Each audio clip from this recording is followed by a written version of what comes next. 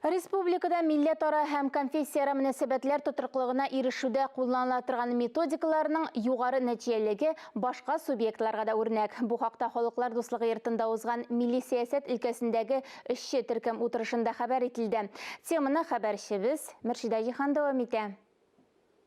Көн кодагына куелган беренче мәсьәлә дәүләт программаларын куллануда яңа мөмкинлекләр ачу һәм уңай үрнәкләрен барлау. Эшче төркем утырышы Татарстан премьер-министры урынбасары Васил Шейхразиев җитәкчелегендә узды. Беренчедән бит инде канәгать дигәндә хактан да ноябрь айы йомгакланып килә һәм без инде ел нигезендә эшләгән үзебезнең чараларга нәтиҗә ясыйбыз. Һәм ул күп кенә чараларны үткәрү өчен безгә акча бирелгән. Өлкәләр, министрлыклар алып барганнарын беләбез. Шуңа күрә эш тәртибе билгеле, безгә инде сыйфаты да кирәк. Хисап ясаучылар социаль даирәне үстерүнең төп юнәлешләре булган мәгариф һәм мәдәният өлкәсендәге соңгы еллардагы үсешкә тукталды. Татарстан Республикасында милли сәясәт ул эш төп республика программы эчендә кертелгән. Һәм киләсе елдан башлап безнең республикабызда бөтен программалар, шул программалар булган чаралар, алар төгәл юнәлешне алачак. Чөнки без беләбез, хәзерге геополитик дөнья ул икенче төрле. Һәм әлбәттә безнең адымнар ул элекке генә түгел, бер адым эчендә 3 адым булырга тиеш.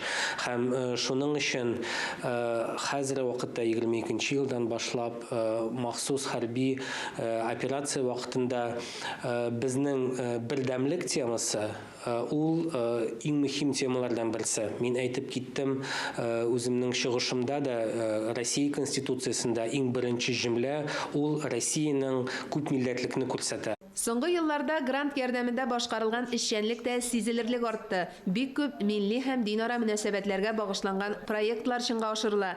Зөлфия Сафина билгеләп үтүенчә, коммерцияле булмаган оешмалар арасында грант ярдәме белән шактый чаралар узса да, активлыкны арттыру өстенлекле юнәлеш булып кала. Шулай ук этнология белгече Татьяна Титова социологик тикшеренүләр нәтиҗәсендә Татарстанда этник ара мөнәсәбәтләрнең тотрыклы булуын раслады. Утырыш барышында 2025 елга кадәр милли сәясәт стратегиясенең яңа редакциясе кабул итү буенча да тәкъдимнәр кертелде. Милли мөнәсәбәтләр стратегиясе 2012 елда беренче тапкыр ул кабул ителде. 2018 елда аңа хайран гына саллы гына үзгәрешләр кертелде. Хәзер инде ул вакыттан соң 5 ел үтеп китте һәм стратегия ул 25 елда инде яки яңа документ булырга тиеш, яки яңа нидер үзгәрешләр кертергә тиеш. Шушы эш башланды хәзерге вакытта федераль дәрәҗәдә. Бездә төзелде эш төркеме. Эшче төркем җитәкчесе Васил Шейхразиев тулаем уңай нәтиҗәләр ясаса да, әле көн кодагына куелган мәсьәләләр буенча эшләнәсе эшләр бихисап. Мөршидә Җихан, Ирек Хәмидуллин, Татарстан яңалыклары.